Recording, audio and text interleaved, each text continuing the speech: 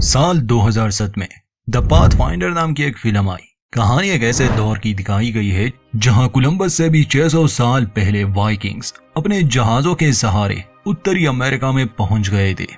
एक बेरहम सभ्यता जो कि वहां रहने वाले कबीलों से युद्ध करते हैं उनका सब कुछ छीनने के लिए। मगर ऐसे ही एक युद्ध में वाइकिंग्स का एक बच्चा पीछे रह गया और वो नेटिव अमेरिकन के देख रेख में बड़ा हुआ।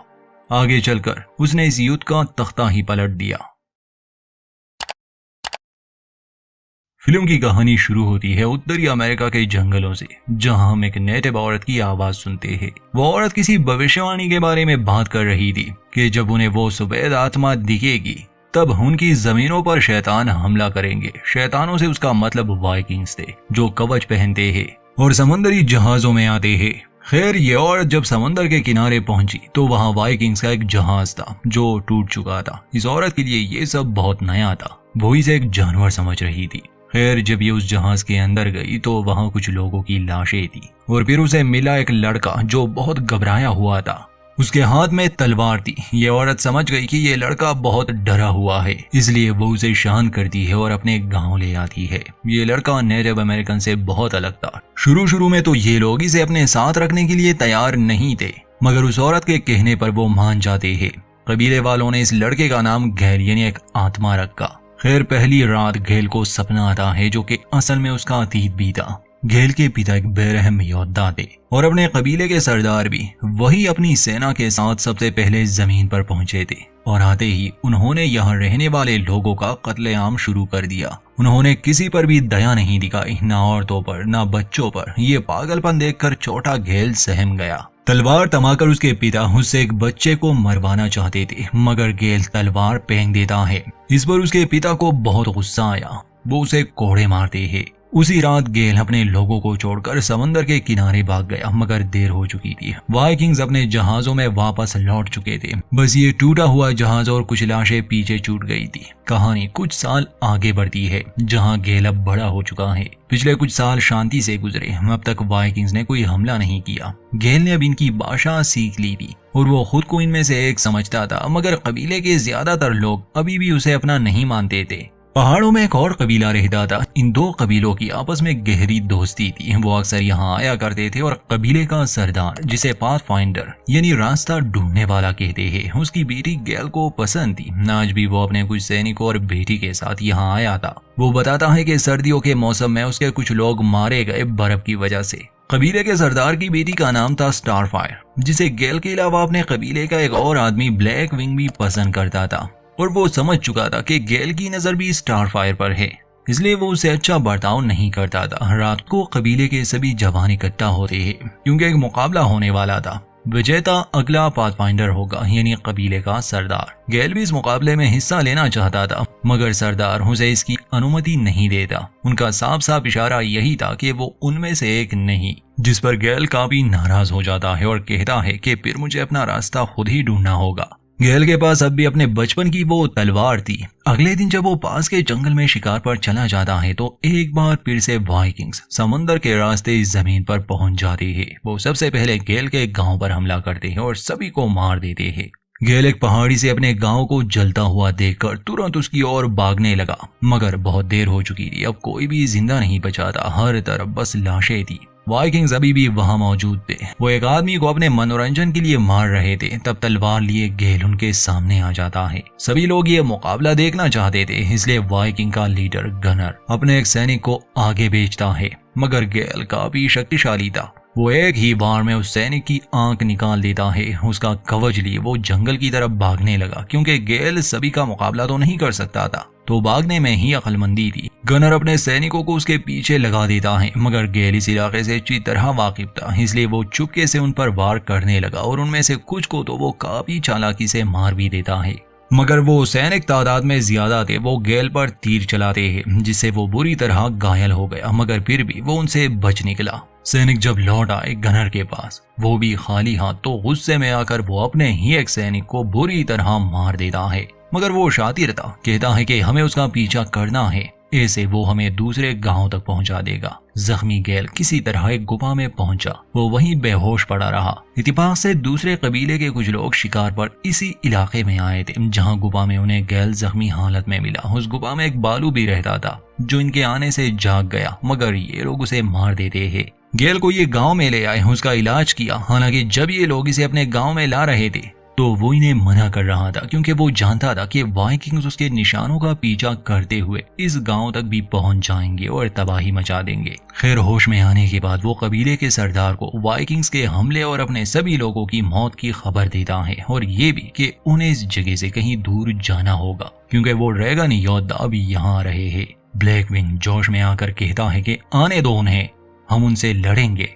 तो गैल तलवार निकालकर उसका बाला काट देता है और उसे समझाता है कि वो योद्धा मजबूत कवच पहनते हैं और हर एक के पास ऐसे ही हथियार है जिसका मुकाबला तुम लोग नहीं कर सकोगे। जब कोई भी उसकी बात नहीं मानता तो गैल अकेले ही निकल जाता है, मगर कबीले वालों में से एक उसके साथ जाने लगा। वो आदमी बोल नहीं सकता था। इन कबीले वालों को वाइकिंग्स के कुछ हथियार मिले और अपना शक दूर करने के लिए ये उस गांव में भी गए जहां सब तबाह हो चुका था। इसलिए ये गुफाओं में छुपने का फैसला करते हैं, मगर फिर भी इन्हें वाइकिंग्स का सामना तो करना होगा। स्टारफायर गैल को ढूंढकर उसे बताती है कि उसके पिता ने फैसला बदल दिया, अब वो युद्ध करने वाले हैं और गैल को इस लड़ाई में उनका साथ देना होगा। गैल को स्टारफायर से प्यार भी था, इसलिए वो उनकी इस लड़ाई में हिस्सा लेता है। वाइकिंग्स के मुकाबले ये इतने शक्तिशाली नहीं थे, इसलिए ये अपने औरतों, बुजुर्गों और बच्चों को पहाड़ों में भेज देते हैं और बाकी लड़ने के लिए रुक गए। गैल में चूंकि वाइकिंग्स का ही खून था, इसलिए वो उनकी कमजोरियां भी जानता था। सामने मुकाबला करने से वो चुपके से उन पर वार करने लगे। वाइकिंग्स के काफी सैनिक मारे जाते हैं, मगर आखिर में नेटिव अमेरिकन से एक गलती हो गई। गैल ने एक जाल बिछाया था जिसमें उसी के लोग बुरी तरह फंस गए। वाइकिंग सबको बेरहमी से मार देते हैं। जो बचे वो गुफाओं की तरफ भाग गए, मगर घनर और उसकी सेना पीछा करते हुए वहां भी पहुंच गए। अंत में जिंदा लोगों को बंदी बना लिया जाता है। वैसे अब ज्यादा लोग बचे नहीं थे। कबीले का सरदार था उसकी बेटी और गैल। गनर बेवकूफ नहीं था। गैल को देखकर वो तुरंत ही जान गया कि वो एक वाइकिंग है। उसे एक कहानी मालूम थी कि आज से कुछ साल पहले हमारे लोग इस जमीन पर आए थे, मगर पीछे रह गया एक बच्चा। तुम्हारे पिता एक बहादुर योद्धा थे, तुम हम में से ही एक हो। गैल को उनकी भाषा भी आती थी। ये लोग और गांव और कबीलों के बारे में जानना चाहते थे। जब ये बताने से इनकार करते हैं तो सरदार को बेरहमी से मार दिया जाता है, मगर वो अपने लोगों के बारे में कुछ नहीं बताता, ना ही उसकी बेटी।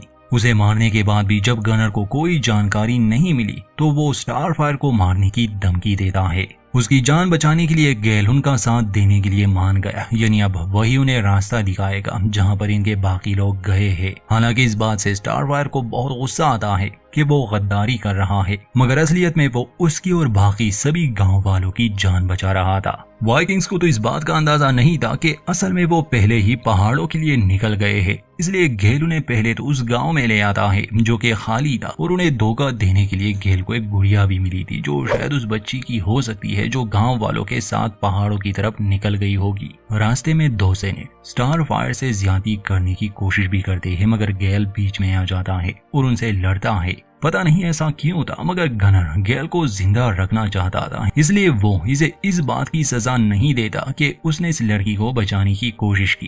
खैर, जब गैल उन्हें गांव में ले आता है तो वो खाली था। गनर गैल से पूछता है कि अब हम कहाँ जाए, तो गैल कहता है कि हमें पूरब में जाना होगा। यहाँ उसे शक होने लगा कि शायद ये हमें फंसा रहा है। उसे गुस्सा आ जाता है। वो स्टारफायर को मारने वाला था, मगर गैल को जो गुड़िया जंगल में मिली थी, यहाँ पहुँचते ही वो उसे चुपके से जमीन पर फेंक देता है। खुशकिस्मती से वो उनके एक साथी को मिली, जिस पर गनर को लगने लगा कि शायद गैल सच कह रहा है। शायद सच में यहाँ के लोग पूरब में गए होंगे जो समंदर का किनारा था, इसलिए वो स्टारफायर को छोड़ देता है। खैर, ये लोग गैल के कहने पर आगे बढ़ रहे थे। अब तो स्टारफायर भी समझ गई कि गैल के दिमाग में कुछ चल रहा है। ये लोग ठंडे इलाके में दाखिल हो चुके थे। रास्ते में एक जमी हुई झील आती थी। गैल गनर को सलाह देता है कि हमें घूम कर जाना होगा, यानी जंगल के रास्ते। अगर हम सीधा जाएंगे तो इसमें खतरा है, बर्फ पतली हो सकती है। ये सुनकर गनर को गुस्सा आता है। कहता है कि हम बुज़दिल नहीं है, हम सीधा ही जाएंगे। अब चूंकि गैल ही रास्ता दिखा रहा था, इसलिए वो धीरे धीरे आगे बढ़ता है। उसे अंदाजा हो चुका था कि बर्फ पतली है। और थोड़ा सा आगे जाने पर बर्फ टूटने लगी। गेल खुद भी पानी में गिर गया और गनर के कुछ सैनिक भी। उनमें से एक ने स्टार फायर को बांधा हुआ था, तो जब वो खुद डूब रहा था वो अपने साथ स्टार फायर को भी डुबा रहा था। वो खुद को छुड़ाने की बहुत कोशिश करती है। गेल को जब अंदाजा हुआ कि स्टार फायर की जान खतरे में है तो वो उसकी मदद के लिए पहुंचा। उस आदमी को मार दिया और जंजीर को खोल दिया, मगर खुद गेल भी पानी में था। पानी के अंदर उसे एक विजन आया स्टार फायर के पिता का। बाकी लोग उसे छोड़कर जाने वाले थे, मगर तभी वो पानी से सही सलामत बाहर निकल आया। जो भी बचे थे वो गनर के साथ पहाड़ों में चले गए। रास्ते को देखते हुए गनर को शक भी नहीं हुआ, क्योंकि रास्ता इंसानों ने ही बनाया था। तो वो सच में किसी गांव की तरफ ही तो जा रहे थे, मगर ये एक संकरा रास्ता था। गनर का एक आदमी बर्फ पर फिसलकर पहाड़ी से नीचे गिर जाता है। गनर चालाक था, वो सभी को कहता है कि वो खुद को एक रस्सी से बांध दे, इसलिए अगर उनमें से एक दो लोग गिरने भी लगे तो बाकी उनकी मदद करेंगे। गनर स्टार फायर को अपने आप से बांध देता है। अगर गनर मरेगा तो स्टार फायर भी उसके साथ मरेगी। खैर आगे बढ़ते हुए गेल स्टार फायर को कहता है कि वो उसे मारे। खैर वो समझ गई कि ये उसका कोई प्लान है, इसलिए वो गेल पर हाथ उठाती है, जिसे देखकर गनर को काफी गुस्सा आया। वो गेल के हाथ में चाबुक थमा देता है कि वो इस औरत को सबक सिखाए, क्योंकि वो एक वाइकिंग है। गेल वो चाबुक लेता है, मगर स्टार फायर को मारने के बजाय वो एक पत्थर फेंकता है उस आखिरी सैनिक की तरफ जो इस रस्सी से बंधा हुआ था। जैसे ही वो गिरने लगा बाकी सब भी उसके साथ गिरने लगे। काफी सैनिक गिर जाते हैं रस्सी टूटने की वजह से। गनर गुस्से में आकर उनसे लड़ने लगा, मगर स्टार फायर उसका कान ही काट देती है। गेल स्टार फायर से जुड़ी रस्सी काट देता है। वो खुद भी गनर से जुड़ा हुआ था, मगर धक्का देकर वो उसे नीचे फेंक देता है।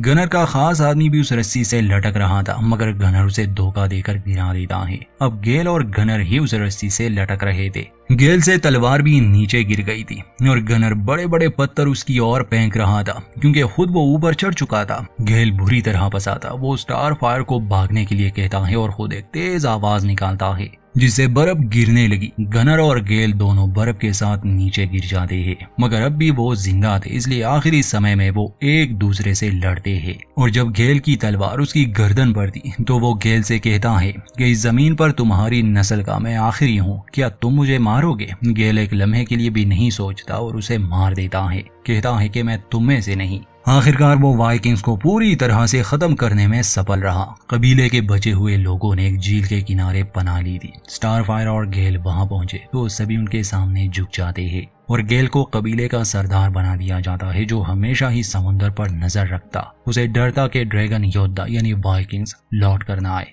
और यहीं पर इस फिल्म का अंत होता है।